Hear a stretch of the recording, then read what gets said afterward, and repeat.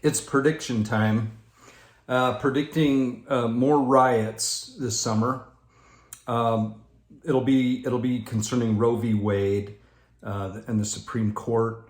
No matter what they decide or what they act on, I predict that they'll be similar to the riots of 2020, summer of 2020. And we have to be careful how we say things on this channel, because freedom of speech is limited, and they're trigger words, so we're careful. So that's one prediction. Gas prices. Now, look, I have a trucking background, so there's a difference between fuel and gasoline. Gasoline is for cars, lawnmowers, stuff like that. Fuel is diesel fuel, and there is a difference in my opinion. and so we don't put gas in big semi trucks, right? They run off diesel, and you typically have 3 or 4 engine manufacturers. You have Cummins in Detroit, and Volvo has a good motor. You have Mack has a great construction motor and an over-the-road motor. I've been out of it for a while. I know I'm missing one, a major one. Anyway, those are all diesel motors, and the diesel fuel is ridiculously high. It's actually cheaper to manufacture diesel, but this isn't about shortages. Have you really heard about shortages? Now some places will have fuel, have gasoline and or fuel that is a little bit cheaper, and then you'll get a line, Costco, Smith's or something in Utah. But there's no shortage. Those lines are just because people want to save, 15 cents a gallon or something like that. Having grown up in the 70s and been an adult in the 70s, a young adult, I remember gas lines. I remember them. And there was a shortage. This isn't that. This is about control. And until the prices, these are my predictions, right? The price will continue to go up and up and up until they gain the control that they want. And by they, we're talking about individuals. This will be very conspiratorial, but if you look at individuals that meet together, the Bilderberg Group is one. We have the Council of Foreign Relations, Trilateral Commission. There's some elite groups, Skull and Bones, and there's a connection. There is these are all secret combinations, and they choose to a few choose to govern the masses, and Bill Gates is there's just, he's very open about controlling population and being involved. He has no medical background, yet he's always giving medical advice as to what to do. The evidence is very strong that was at the very least ineffective, at the very least. And more likely, there's just so much evidence in other aspects of that I'm not going to get into here.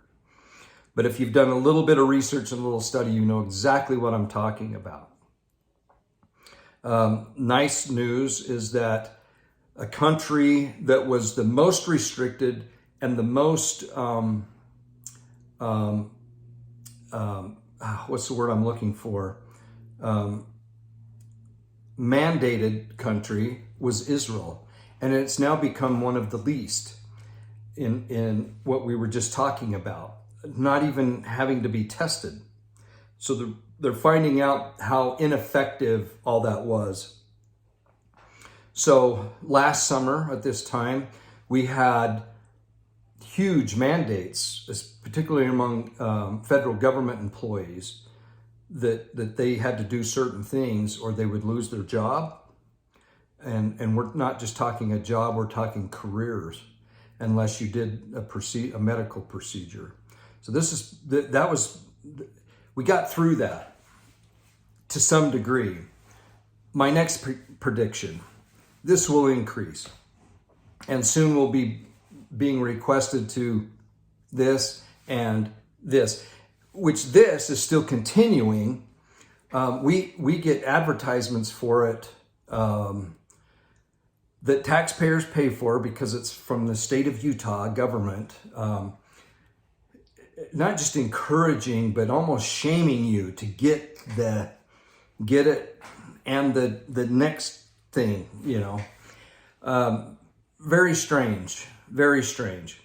Really good evidence of natural immunity, really, really strong evidence. Do a little research and you'll see that. So I see an increase in that because all of these things are about control. And George Soros is famous for causing chaos, funding chaos, so that the common individual loses agency and freedom. I believe there was another mass shooting today, I think in Maryland.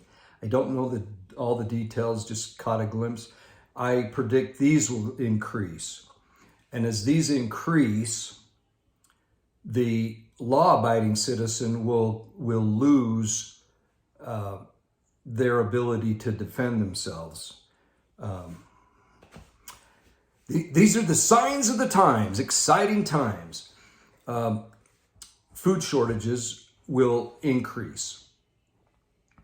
Back to the gasoline and the fuel prices going up. Right now, just in my little bubble that I live in, which is very limited, I don't feel people hardly even talk about the gasoline prices. It's just, I think it's just hit over $5 a gallon average in Utah. California, places approaching $9, $10 a gallon. Until it hits a certain level when the maybe upper middle class would go, what the heck's going on here? I don't think we're going to see a lot of change. And so my prediction is, because this is a control issue, is as you get to where you raise it up, you've doubled it, over doubled it, and it still doesn't have an effect, then you got to keep going and keep going. Because the ultimate goal is to keep people confined. They're easier to control when that's the case. Big cities, living in small cubicles, using mass transit, all those are a recipe for control. Urban, the burbs, country living, single family homes, 2 cars, running kids here and there. There's a sense of independence that they want to have that crushed, because it's the only thing that stands in their way is this independent thought. Now, how does this tie into the second coming of Jesus Christ? How does it tie into the last days of evil? Last days of evil. I'm always going to add that, because the last days, the last dispensation, the last, it's the last of Satan having his way. And certainly with the mass shootings and all these things, this is satanic. Many of you are familiar with J.P. Spears. Long red hair, really buff, not like this, but really buff and very funny, a little bit crude sometimes. For some reason, I'm not as offended by it as maybe others would be, probably because of my background, I guess. But I recognize that sometimes he's a little rough around the edges, and you might want to be careful who you're influencing with J.P. Spears. Having said that, his last video on YouTube, where he talks about his change of heart over the issue of abortion, and his explanation is probably the most honest, sincere, heartfelt explanation I've heard from somebody who's changed their mind, changed their spirit and their thought. But he made a comment about it being real, it's downright evil and satanic. And it is. Abortion is, you are going to see, in my opinion and my prediction, mass violence and upheaval.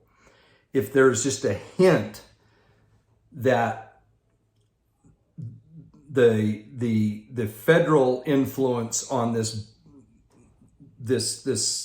horrific procedure that's allowed to happen under federal law, and if it's done away with, then it'll go to the states, is my understanding. If that happens, or any hint of it, which is already, there's already been a hint that might happen.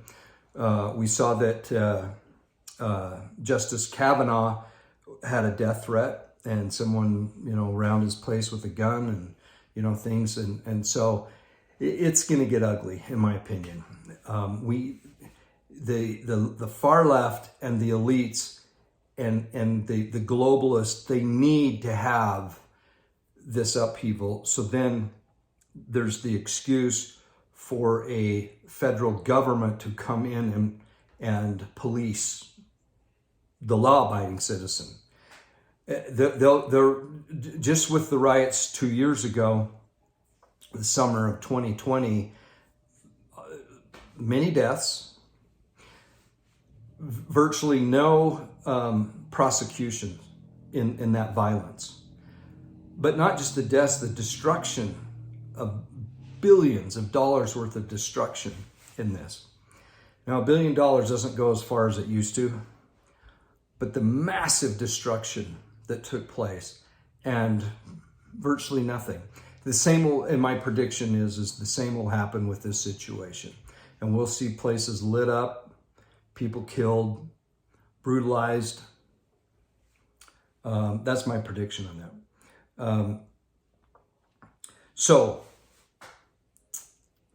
Food shortages are going to continue. The supply chain is such an interesting thing. Now, I know some of this sounds very conspiratorial, and I'm glad, because I totally believe that there are conspiring men, mostly some women, who want to thwart the agency of man. It's what Satan wanted to do. He's put it in the heart of individuals, and using the riches of the world to accomplish that task. One of these is the idea of, if you have an enemy, we read about this in the Book of Mormon all the time. The enemy is in a protected area of a city, a walled city, let's say, and they're able to survive, and their numbers might be fewer and their influence might be fewer, but because they're protected, they can survive. So what do you do to affect them? You cut off their supply chain. You cut off their supply chain, so eventually they have to come out to get goods. Okay? Well, where are hundreds of ships that have been there stuck, in a sense, in ports or bays that are close to ports? It's China. We had some here. That's eased up a little bit. I used to be in the import and export business and handled overseas containers. agents for steamship lines from all over the world. I know a little bit about this business and dealing with freight forwarders and logistics people, steamship lines themselves. It's a crazy business, import and export. You have the railroad you're dealing with. Usually here it's the Union Pacific, but the SP, the UP, they've all it's all kind of the same thing. You have other railroads up north, but these, you have the stack trains. Truck companies use the trains more than they use drivers now. Trucking companies do, as far as getting them long distances. But anyway, once something gets to a port, whether it's an imported load or an exported load, then you're dealing with the longshoremen here in the United States, and then they load the ships, and then they go wherever, or they're coming in. But these hundreds and hundreds of ships, and it's all in the name of a virus and a lockdown. Well, that's interesting, because where does it have its effect? You know, I mentioned this a little bit ago. I talked to a person involved with Subaru vehicles, of which I'm a proud owner. Got my equal sign and my Birkenstocks, and I have a Subaru Outback. It's awesome. I'm very connected, and I can get into any. Oh, by the way, happy Beware of Pride month. We're just still in it, and it's going to be great. A few more weeks of Beware of Pride. I love that, and my Subaru can get me anywhere during the month of June. Okay, so I was talking to this guy, and I said, so the chip thing, new cars, you see any light at the end of the tunnel? And he said, no, it's just going to get worse. And other parts. So we haven't quite seen a lot of it. You talk to people here and there, and they'll say, yeah, you know, there's a few delays here and there, but it really hasn't sunk in. That, in my prediction is that will continue to become more and more of an issue until it's felt. Now, there's some that say that, and I think their point is valid, that there's a good chance China could be doing something in preparation of having some sort of an effect on the United States by cutting off the supply chain, just as we would read in the Book of Mormon or in the Old Testament in particular, when there was a lot of war going on. And cutting off that supply chain is the first thing you do before you actually would engage in some kind of a conflict. So think about that. That's really interesting. And if you're locking down people and therefore they can't work, and you have a reason to lock them down, and the same thing happened in this country with lockdowns and all that, and think of the effect it had on so many people, and the effect it had on an election that was held a couple of years ago, year and a half, or two and a half years ago, or whenever it was it 2020? Anyway,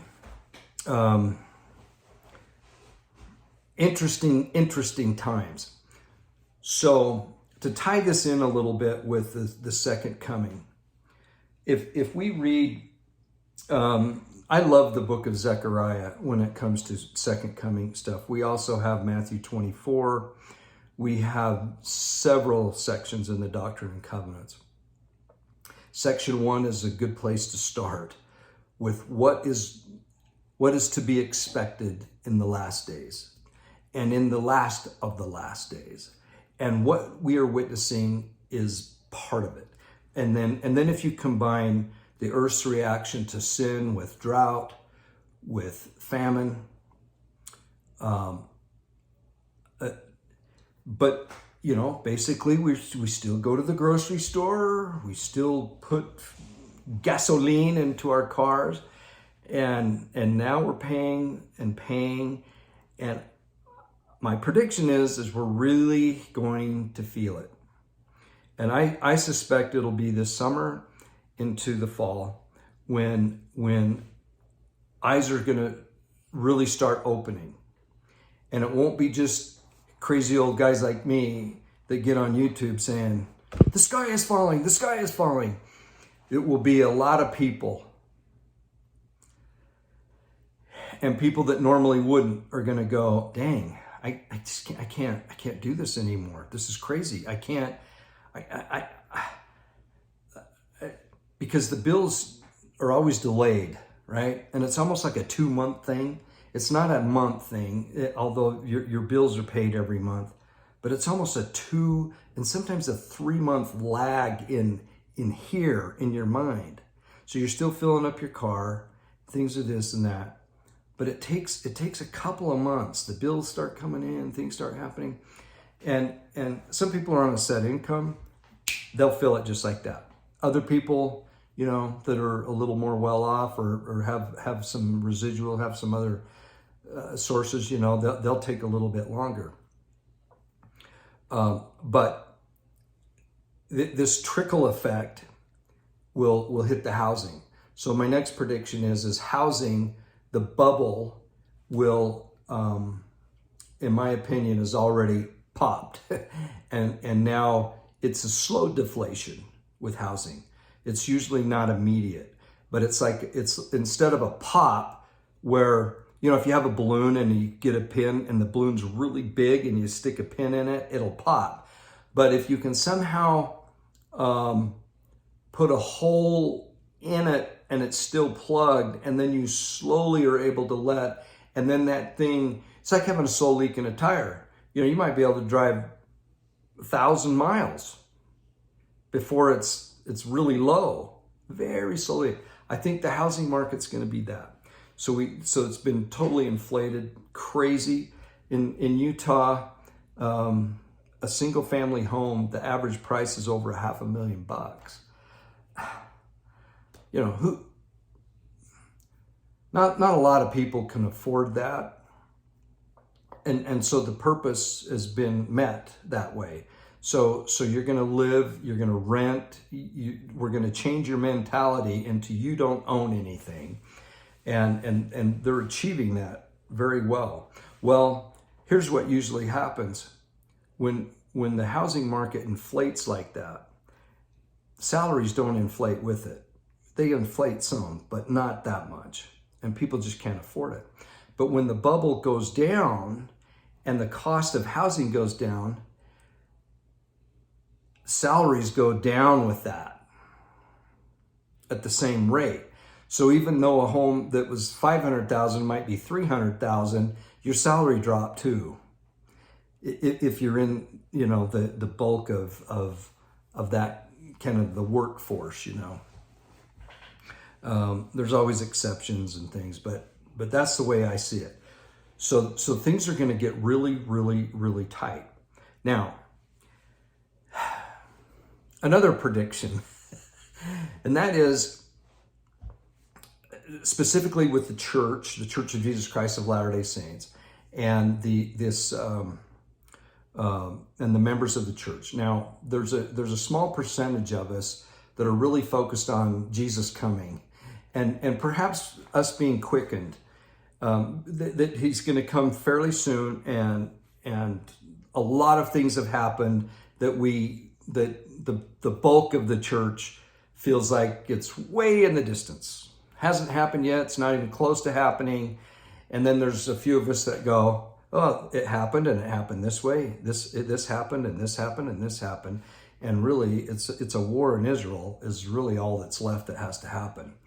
And every nation against it. Now, we know that there's several second comings, if you will, of Jesus, but I'm talking about the main coming when the millennial reign starts and this earth is taken from a telestial to a terrestrial state. That's what I'm talking about. The other visits, there's been so many. Joseph Smith alone recorded several second coming visits, right? But the Kirtland one was one of the major events. And priesthood keys, priesthood prior to that, but then priesthood keys for this dispensation, which is, it's really a big deal, folks. And it was, in my opinion, part of the second coming. But the big one, the big enchilada, and we can read, in fact, let's read this real quick in Zechariah, because he spells it out really well. And I think it's Revelation, Ezekiel, Daniel, and there's so many. But I think it's in chapter 4. No. Let's see, where is it here? Excuse me, one second. No.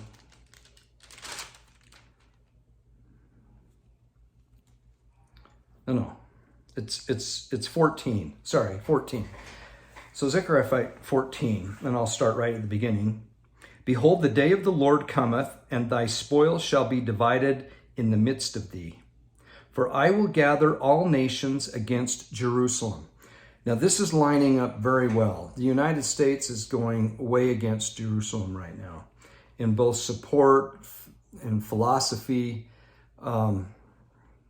Anyway, there's a lot. You got to be careful about what you on this format. You have to be careful of what you say on this. Okay, for I will gather all nations against Jerusalem to battle. That's really an interesting statement. All nations. So you could be talking the United Nations. You could be talking about the Middle East, or you could be talking literally all nations in the world are like, we don't like Israel, and specifically against Jerusalem, which is interesting. To battle, and the city shall be taken, and the houses rifled, and just like rifling in a rifle, they're the swirly thing. So basically, like a whirlwind, just comes down and twists them. Will be rifled, and the women ravished. And half of the city shall go forth into captivity, and the residue of the people shall not be cut off from the city. Then, after that happens, shall the Lord go forth and fight against those nations. Oh, this is going to be beautiful. But listen to this. As he fought in the day of battle. Now, I know of the war in heaven, and I know of other battles, but I don't know what that's referring to, the day of battle. But my thought is the war in heaven. And his feet, Jesus, and his feet shall stand in that day upon the Mount of Olives, which is before Jerusalem on the east. And the Mount of Olives shall cleave to the midst, in the midst thereof, towards the east and towards the west. And there shall be a very great valley, and half of the mountain shall remove towards the north, and half of it towards the south. So part of it's going to go right up against the Jerusalem center, and then part of it will go south. It's going to be crazy. This is going to be awesome. And ye shall flee to the valley of the mountains, for the valley of the mountains shall reach unto Azal. Yea, ye shall flee like as ye fled from before the earthquake in the days of Uzziah, king of Judah. So this is interesting because foretelling of a future event and relating it to a past event. When King Uzziah, the earthquake before he was king. And the Lord my God shall come, and all the saints with thee. Now, there's more to read here, but that's all I'm going to go. But the saints, now who are those saints going to be? Are they all just going to be resurrected? Not just, but are they going to be resurrected beings that are going to come with Christ? Or are they going to be quickened spirits that are going to come? I would recommend reading section 88, and I think it's verse 94, 5, and 6, 94, 95, 96, something like that, maybe 98, 99, right in there. And tell me the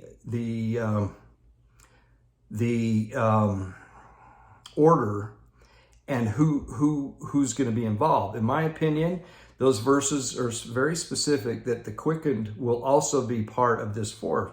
And you'll have a quickened body, not a resurrected body, and you'll be part of this army that goes to Jerusalem. It might be your first trip to Jerusalem in Israel. And maybe we're kind of wasting our money by going this fall. Maybe this could already be in... I'm kind of halfway joking, but I'm halfway like, no, I want to be, and I'm thinking about wanting to be one of those soldiers that goes, one of those saints. Yeah. There's some great verses. Verse 8 is awesome too. And it shall be in that day that living waters shall go out from Jerusalem, half of them towards the former sea, and half of them towards the hinder sea. In summer and in winter shall it be. It's a rhyme. It's beautiful. It's poetry. So it sounds like some will go out and work its way out to the Mediterranean and some to the Dead Sea and heal it, right? It's already being healed in portions of it. So crazy events to precede Christ's coming. He has to allow Satan to do his thing. It's part of the deal. It's part of the deal. And we just have to be steadfast and immovable in the Holy Spirit. Now, one other prediction. This goes back to the Mormon, trying to focus here. I know I'm all over the place usually, and I apologize, but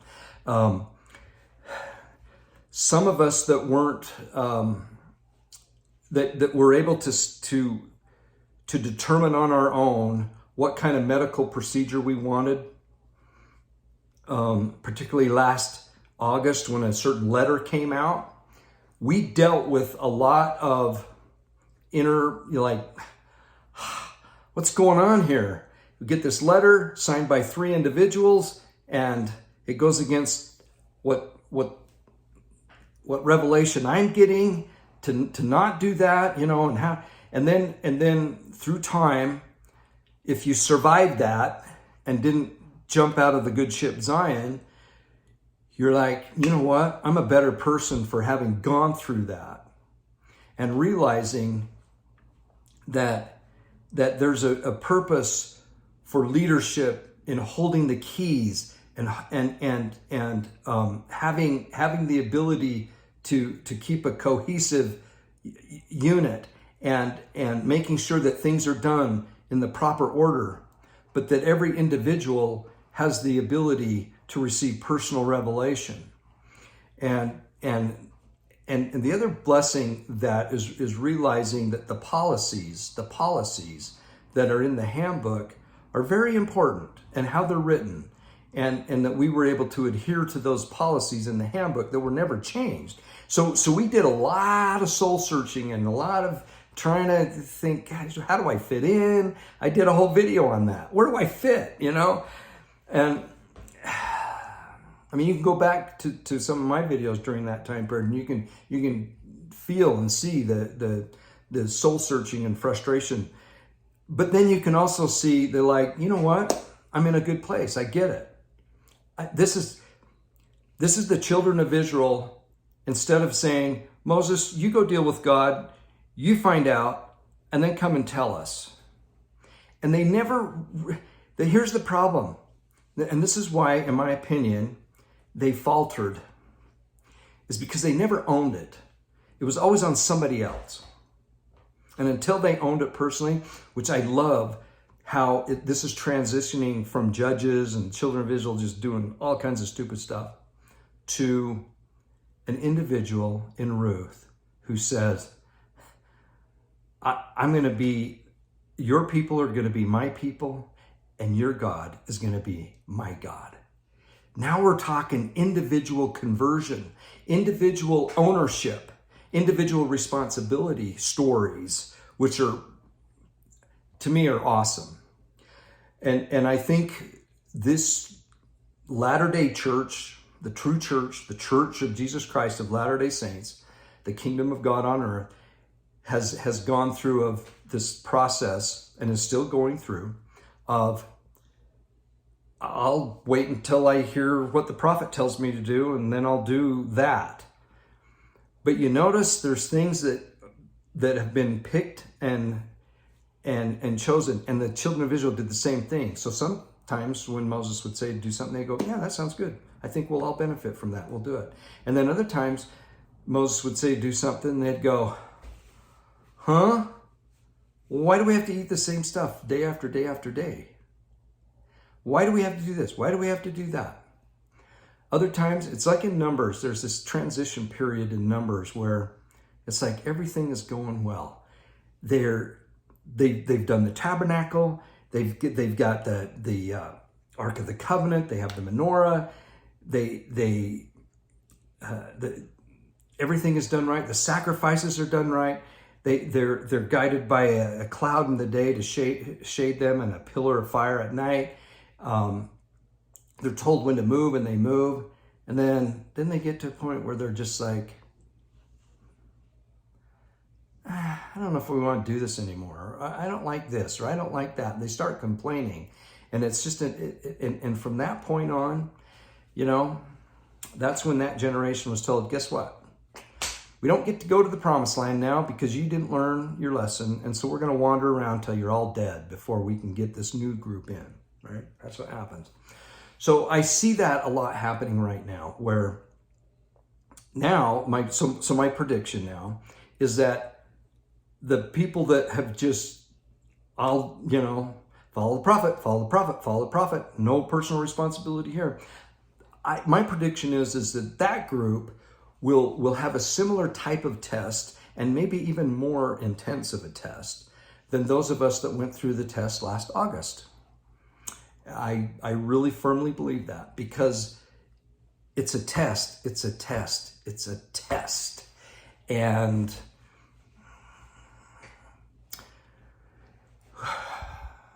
we got through it. This group here of cows, we got through that test. And we still, have to deal with it and all that kind of stuff. But we get that, what?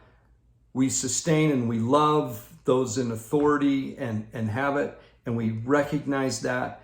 And if a temple's to be built here or done here, if the ordinances change somewhat, fine, not my pig, not my farm. That's your decision. You do it and I'll adhere to it. I'll do it. But when it comes to me and my little office here, my little kingdom, it's my problem. It's my responsibility. And I'm not looking for someone to go to Mount Sinai and then come and tell me when it's my mountain. And I want to be like Ruth, right? I want to be like individuals who give it up to do the will of God and to let the God of Israel prevail in my life personally. I want to repent personally. I want to be responsible personally. And the last thing I wanted to mention is this idea of preparing spiritually. That's more important than preparing, physically or temporally. That's the biggest bunch of hogwash, in my opinion. They go hand in hand like everything. It's like I've never given a commandment that's just that isn't one and the other. So as we're freeze drying and planting the garden, which the garden's looking pretty good. I was really concerned there because we had some really killer frost, but we covered things and they're starting to wake up a little bit. And being a little more conservative with money and that kind of thing. It changes you spiritually as you do that. Now, some people feel like that if you're into food storage or if you're into prepping, that you're in a bunker with a gun and just can't wait to shoot somebody that's trying to steal your food storage. And I don't know anybody like that. Never met anybody like that. Don't know anybody like that. the people that I know and the community that I'm kind of connected with are the most kind, loving, helpful, courteous, kind, obedient, cheerful, thrifty, brave, clean, reverent. They really are. They're the ones looking out for their neighbor. Hey, I've got this. Do you need it?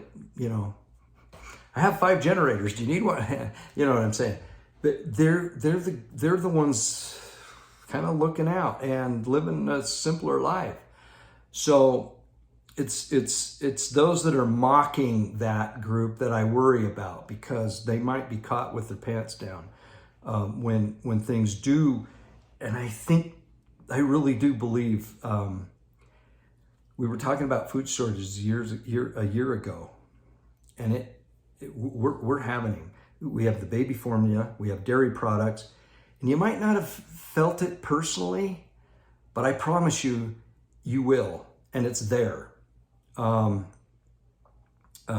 Wheat and grains, you know, and right now it's really convenient to blame it on the Russia-Ukraine situation. Just blame it on that. We blame fuel prices on that, and gasoline prices on that. It just goes round and around. Anyway, happy Beware of Pride Month, and let's celebrate it. Let's enjoy it. You know, thinking of that flag that's flown during this time of year, reminding us of the covenant that God made with Noah, is paramount, because Christ even referred to that covenant as a sign of this day and age. It'll be like the days of Noah. People were just living their life, and then next thing they knew, bammo. So we can think of the same thing when we see that flag that someone else might be flying for this month, and go, that is a sign of the times. And those are people displaying that, and they don't even know it. The sign of Noah, as in the days of Noah. We're in it. Love you all. Thank you for everything. I didn't get a chance to show you in this video, but I'm going to put the connection. Let me just show you real quick. Artsa box. It came, so this is my box for this quarter. It's actually my wife's, but she let me take it for a second. So every quarter they have a region that they advertise, and I'll put the link in the description, which I hope I get the right link so you can get the discount. But these cool postcards, so it's Joppa or Jaffa, the region of the Mediterranean. So the cool postcards here, this really cool like metallic picture, and it's a scripture from Jonah, because Jonah was in Joppa. That's where he boarded the ship to go to Tarshish, and that's where the whale swallowed him up in the Mediterranean.